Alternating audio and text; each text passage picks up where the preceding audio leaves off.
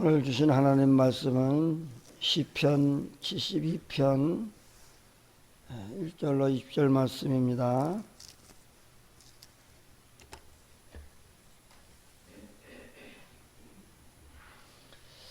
말씀 받습니다. 하나님이여, 주의 판단력을 왕에게 주시고 주의 공의를 왕의 아들에게 주소서. 그가 주의 백성을 공의로 재판하시며 주의 가난한 자를 정의로 재판하리니, 의로 말미암아 산들이 백성에게 평강을 주며 작은 산들도 그리하리로다. 그가 가난한 백성의 억울함을 풀어주며 궁핍한 자의 자소를 구원하며 압박하는 자를 꺾으리로다. 그들이 해가 있을 동안에도 주를 두려워하며 달이 있을 동안에도 대대로 그리하리로다. 그는 빈 풀 위에 내리는 비같이 땅을 적시는 소낙비같이 내리리니, 그의 날에 의인이 흥황하여 평강의 풍성함이 달이 닿을 때까지 이르리로다. 그가 바닥에서부터 바닥까지와 강에서부터 땅끝까지 다스리리니, 광야에 사는 자는 그 앞에 굽히며 그의 원수들을 티끌로 핫을 것이며, 다시스와 섬의 왕들이 조공을 바치며 스바와 시바 왕들이 이물을 드리는다. 모든 왕이 그의 앞에 보복하며 모든 민족이 다 그를 섬기리로다. 그는 궁핍한 자가 부르짖을 때에 건지며 도움이 없는 가난한 자도 건지며, 그는 가난한 자와 궁핍한 자를 불쌍히 여기며 궁핍한 자의 생명을 구원하며 그들의 생명을 압박과 강패에서 구원하리니, 그들의 피가 그의 눈앞에서 존귀히 여김을 받으리로다. 그들이 생존하여 스바의 금을 그에게 드리며 사람들이 그를 위하여 항상 기도하고 종일 찬송하리로다.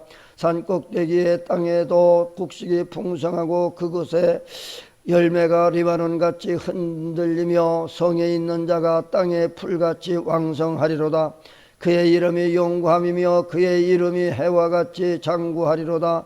사람들이 그로 말미암아 복을 받으리니 모든 민족이 다 그를 복되다 하리로다.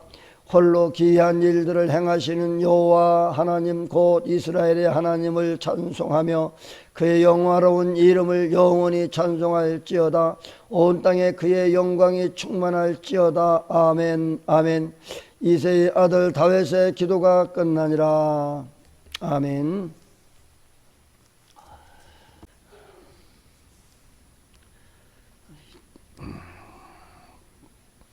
찬양 122장.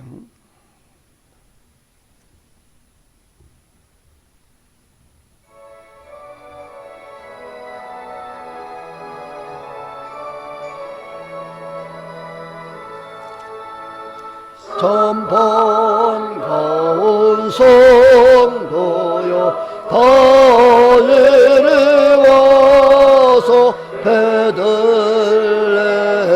성 안에 가봅시다. 저 그여의 누이신 아기를 보고 엎드려 절하세.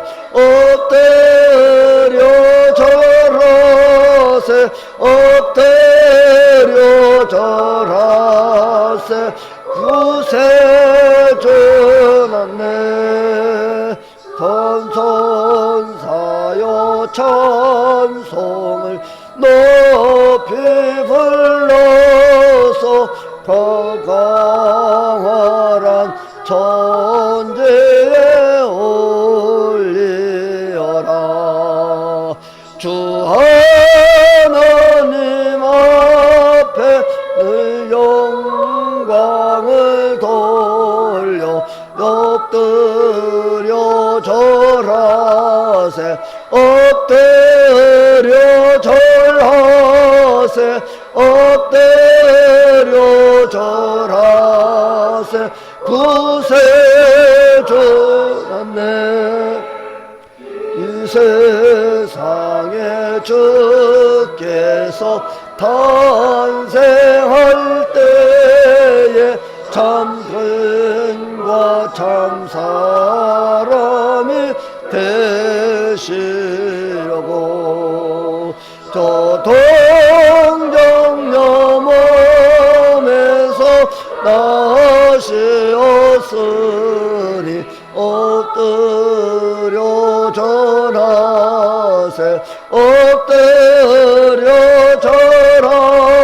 절하세 엎드려 절하세 구세 주났네.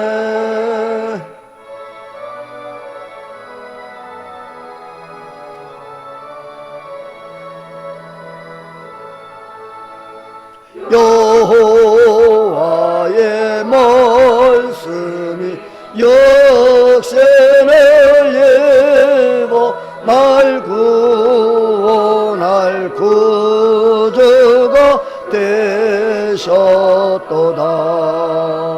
늘 감사한 찬송을 주 앞에 드려 엎드려 절하세 엎드려 절하세 엎드려 절하세 구주 나셨네. 아멘.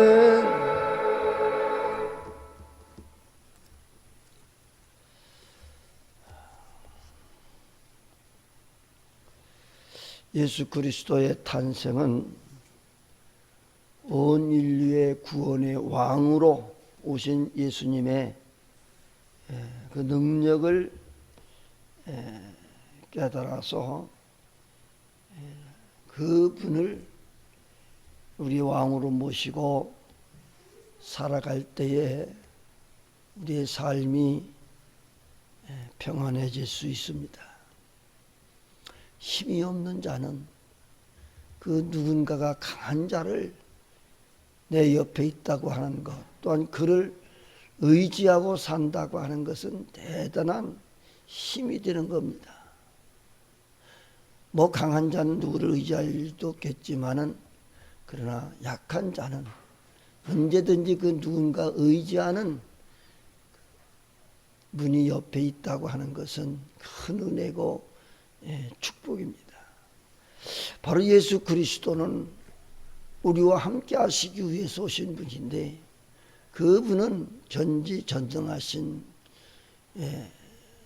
능력을 가지고 권세를 가지신 분입니다. 그는 우리의 왕으로서 오신 분입니다. 그 왕이 바로 우리와 함께 계시다라고 하는 것을 생각할 때 얼마나 든든합니까? 나라의 큰 권세를 가진 대통령이 나를 도우시고 함께 한다고 생각하면 얼마나 힘이 되겠습니까? 하물며 만왕의 왕 되신 예수 그리스도께서 우리와 함께 하신다고 하는 것은 큰 은혜고 영광인 줄로 믿습니다. 오늘 72편은 솔로몬의 시라고 되어져 있는데, 그러나 이 다윗이 아들 솔로몬에게 왕위를 물려주면서 참된 왕은 어떤 왕이 되어야 하는가를 주제로 한 말씀입니다.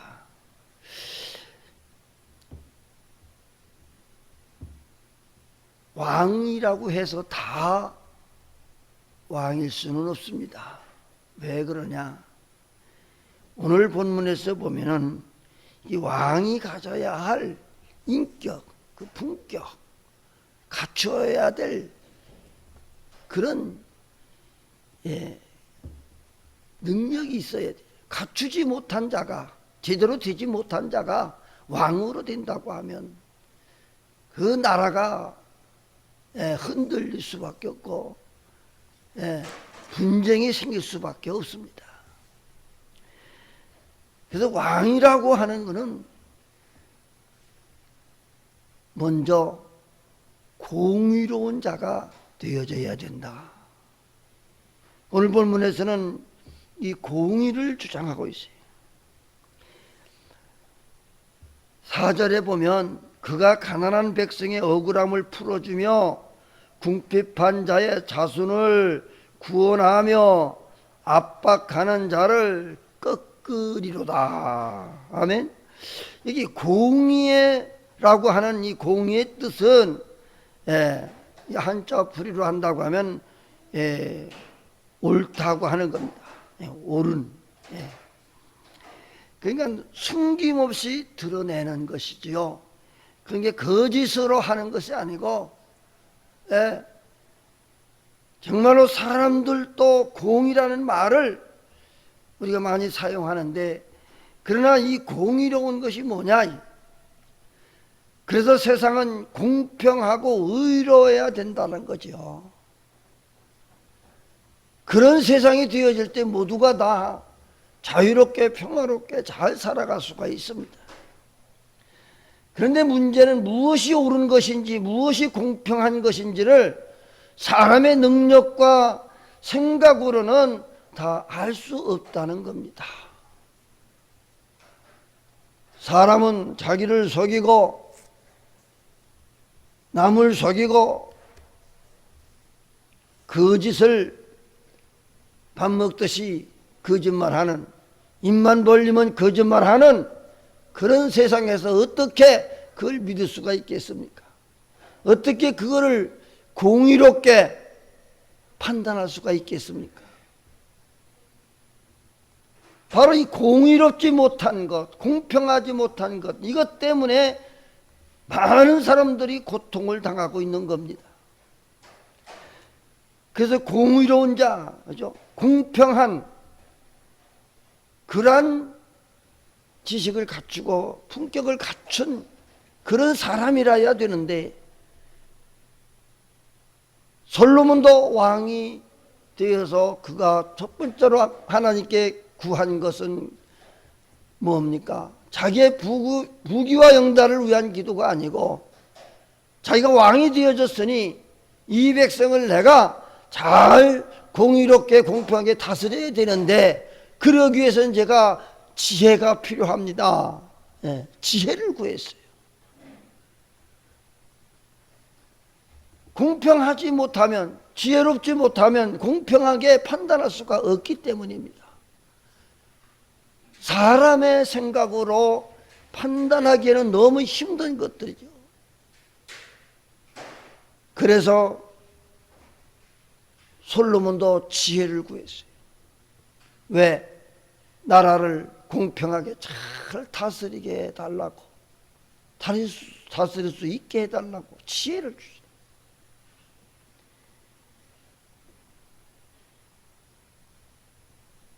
이절에 보면 그는 반석이시니 그가 하신 일이 완전하고 그의 모든 길이 정의롭고 진실하고 거짓이 없으신 하나님이시니 공의로우시고 바르시도다. 아멘. 신명기 32장 4절에 보니까 이런 말씀이 있는 거예요. 공의로우신. 먼저 이 말씀은 물론 솔로몬 시대의 솔로몬이 왕으로서 솔로몬이 씨라고는 하지만은 공평하고 공의로운 왕이 과연 세상에는 있겠느냐? 완전한 공의롭고 공평한 왕은 세상에는 없습니다. 그럼 여기서 말하는 이 공평하고 공의로운 분이 누구냐? 바로 만왕의 왕으로 오시는 예수 그리스도를 미리 여기에서 연상케 하고 있습니다. 완전하다? 사람이 완전할 수 없습니다. 정의롭고 공평할 수가 없어요. 그래서 오늘 보면 2절에도 보면 그가 주의 백성을 공의로 재판하며 주의 가난한 자를 정의로 재판하리로다. 공의로, 어느 한쪽도 억울함이 없도록 하는 재판이죠. 주의 백성과 가난한 자를 공의로 정의로 재판하신다고 하는 것은 어떤 의미입니까? 악한 자가 재판을 받는 것은 그가 저지른 악행에 대한 처벌을 받는 재판이고 심판일 것입니다. 그러나 억울한 일을 당한 사람, 원통한 일을 당한 사람, 스스로는 문제를 해결할 능력이 없는 그 사람의 문제를 풀어주고 해결해 주기 위한 재판이 필요하다고 하는 것입니다. 그리고 우리가 해결받아야 할 가장 큰 문제는 죄로 인해 하나님과 끊어져 죄와 사망의 권세에 있는 영적인 문제를 해결해 주는 겁니다. 이 문제를 해결해 주기 위해서 오신 분이 공의로우신 왕 예수께서 우리의 모든 죄와 사망의 문제를 해결해 주시기 위해서 오셨습니다. 영적인 문제가 해결되면 우리의 삶도 주님께서 평강으로 회복시켜 주실 것입니다. 억울한 일을 당할 때 사람에게 풀어달라고 하소연하지 말고 공의로우신 주님께 풀어달라고 기도하면 그분이 문제를 해결해 주시고 엉켜진 그 실타래를 풀어서 해결해 주실 것입니다. 세상의 왕은 그렇게 공의롭지 못합니다. 그러나 만왕의 왕 되신 예수 그리스도의 그 공의로우심과 공평함은 그 누구에서도 거짓으로 말할 수 없고 드러나지 아니하는 것이 없고 완전히 다 드러나게 될 것인데 정말로 공의로운 재판, 공의로운 판단이 있으실 것입니다. 바로 그 공의로우신 하나님께 우리가 기도한다고 하면 우리의 문제를 반드시 해결받을 수 있게 될 줄로 믿습니다. 두 번째로 왕으로 오신 예수 그리스도는 평강의 왕으로 오셨어요. 7절에 보면 그의 날에 의인이 흥왕하여 평강의 풍성함이 달이 닿을 때까지 이르리로다. 평강의 풍성함, 부족함이 없다는 겁니다. 풍성하다는 것은 부족함이 없다, 넘친다. 인터넷라는 사람은 그의 책 역사의 교훈에서 인류의 역사란 전쟁의 연속, 전쟁의 계속이라고 했습니다. 인류의 역사가 전쟁이듯 우리의 삶도 크고 작은 전쟁의 연속이라고 하는 겁니다. 우리 삶 자체가 다시 말하면 전쟁이라는 거예요. 하루하루 우리가 산다고 것이 이 전쟁이에요. 일도 공부도 심지어 사랑도 저 모두가 다 이 모든 것들이 전쟁이에요. 이런 세상에 평화의 왕으로 오신 분이 바로 예수님이십니다. 요한복음 14장 27절 말씀에 평안을 너에게 끼치노니 곧 나의 평안을 너에게 주노라. 내가 너희에게 주는 것은 세상이 주는 것과 같지 아니하리라. 너희는 마음에 근심하지 말고 두려워하지도 말라. 아멘. 주님이 주시는 평안은 마음에 근심하지 않는 것이고 두려워하지 않는 것이라 했습니다. 왜 세상에서 평안을 얻지 못합니까? 그 이유가 뭐냐? 우리의 삶이 안전하지 못해서 늘 불안하고 두려움 가운데 살아가기 때문에 그렇습니다. 세상이 지금 점점 악하게 변해져 가고 있습니다. 마음 편안하게 돌아다닐 만한 그런 세상이 아니 됐어요. 길을 걸어가다가도 어떤 놈이 뒤와와서 이 망치로 때리지는 않을까? 예? 지 마누라를 둥치로 때려서 실신시켜 놓고는 예? 전화를 해서 그것도 얼마나 참 그 인간으로 살 수 없는 짓을 하고 그 전화를 해서 그거 어디에 누가 지금 예, 시신에 있으니까 거기 가보라.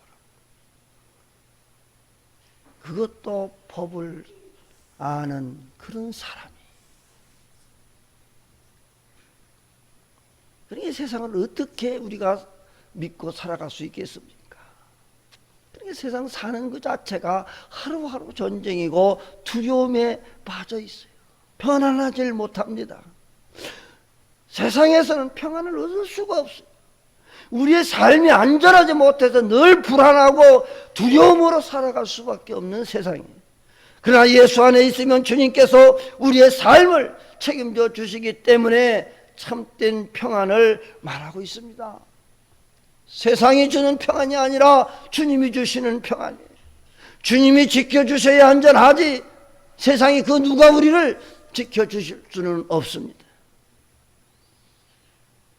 그분은 언제나 우리 가운데 계시며 우리를 주의 평강 안에서 살아갈 수 있도록 우리에게 평안을 주실 것이라. 그 평안의 왕으로 오신 주님, 우리에게 평안을 주시기 위해서 오신 주님, 그리고 오신 주님은 구원의 왕으로서 오셨습니다. 죄와 사망의 법에 죽었던 우리를 구원하시기 위해서 오신 분이 예수님이십니다. 12절 14절 말씀에 보면 그는 궁핍한 자가 부르짖을 때에 건지며 도움이 없는 가난한 자도 건지며 그는 가난한 자와 궁핍한 자를 불쌍히 여기며 궁핍한 자의 생명을 구원하며 그들의 생명을 압박과 강포에서 구원하리니 그들의 피가 그의 눈앞에서 존귀 여김을 받으리로다. 아멘. 세상의 왕은 백성들을 다스리며 백성들이 왕을 지킵니다. 장기나 제스는 누가 왕을 먼저 죽이느냐에 승패가 결정되는 겁니다. 지금도 이스라엘에서도 전쟁이 계속되지만은 무하마스를 죽이기 위해서 계속 이스라엘에서는 계속 전쟁을 하고 있어요. 그를 잡아 죽일 때까지는 전쟁을 멈추지 않겠다고 그럽니다. 왕을 죽이는 것이 승패의 결정이 되기 때문에 그렇습니다. 왕을 지키기 위해서 병사들과 장군 신하들을 죽이면서까지 왕을 지키는 거예요. 그런데 예수님은 정반대입니다. 우리들을 지키기 위해서 스스로 죽임을 당하신 구원의 왕입니다. 왕이신 예수님께서 우리를 사랑하셔서 이 땅에 오신 것을 왕의 자리를 지키고 왕의 모습으로 오신 것이 아니라는 겁니다. 예수님은 왕으로 오셨다고 말하지만 주님은 한 번도 이 땅에서 왕으로서 사신 적은 없습니다. 오히려 왕과는 전혀 다른 모습으로 가난한 자와 궁핍한 자를 불쌍히 여기고 신음한 자의 신음에 귀를 기울이고 죽어가는 자를 살려내시는 진짜 왕으로서의 왕으로 오신 거예요. 즉 구원의 왕으로 우리에게 생명을 주시기 위해서 오신 왕, 그분은 왕으로 모시며 살아가는 자는 어떠한 두려움과 사망의 권세에서도 반드시 구원함을 받을 것입니다. 그는 우리를 구원해 주시기 위해서 오신 분입니다. 구원의 왕 되신 주님을 믿고 영원한 천국을 바라보면서 살아갈 때에 우리는 주의 평강을 얻을 수 있고 주의 은혜 가운데에서 우리는 살아갈 수 있을 것입니다. 공의로우신 정의로우신 왕으로 오신 우리 예수님을 나의 왕으로 나의 주님으로 나의 주인으로 모시고 의지하고 살아가게 되어지면 세상에서 맛볼 수 없는 그런 평안과 의로함을 받으며 살아갈 수 있을 것입니다. 세상에는 그 누구도 우리에게 참 평안과 참 기쁨을 주지 못합니다.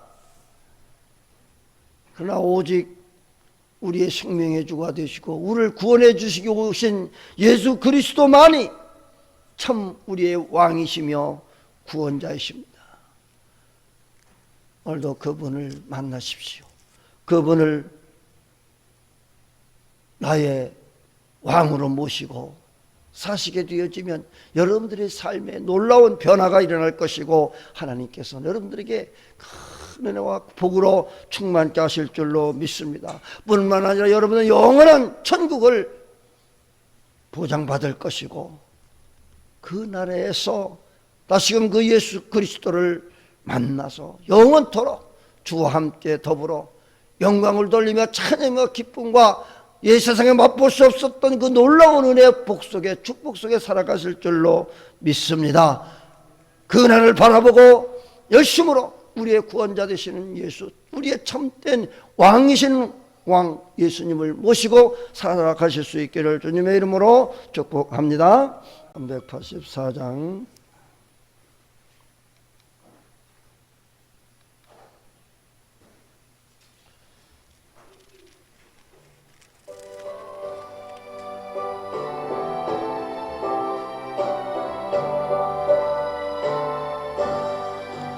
나의 갈 길 다가도록 예수 인도하시네.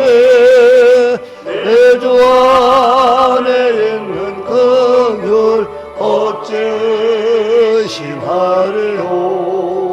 믿음으로 사는 자를 하늘로 받겠네. 무슨 일을 만나든지 만사 형통하리라. 무슨 일을 만나든지 만사 형통하리라. 나의 갈 다가도록 예수 인도하시네. 어려운 일 당한 때도 족한 은혜 주시네. 나는 심히 고단하고 영혼 매우 가라나.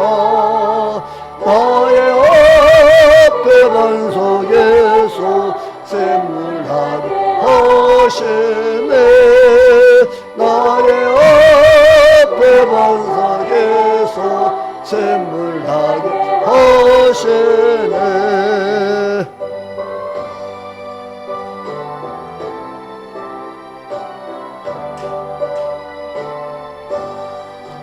나의 갈 길 다가도록 예수 인도하시네.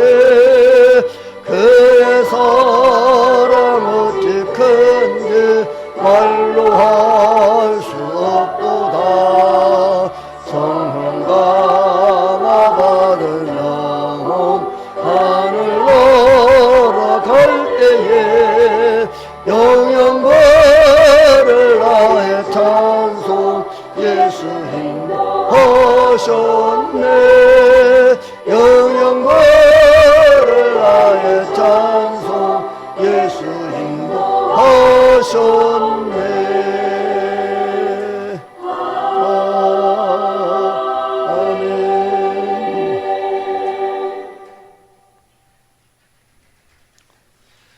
지금은 교회 머리 되신 우리 주 예수 그리스도의 은혜와 죄와 사망의 법에서 우리를 구원해 주시기 위하여 독생성자 예수 그리스도를 우리에게 보내주신 하나님 아버지의 극진하신 사랑하심과 세상 끝날까지 내가 너희와 항상 함께하며 약속하신 성령님의 감동 감화 내주 역사 교통 의로 축복 충만하심이 오늘 또 함께 예배한 자들 머리 위에 이제 저들이 우리의 왕으로 오신 예수 그리스도를 영접하고 의지하며 살고자 결심하는 성도들과 저들의 가정 위에 자녀들이 하시는 사업과 직장과 교회 위에 이 나라 이 민족 위에 지금으로부터 주의 평강이 있을지어다. 아멘.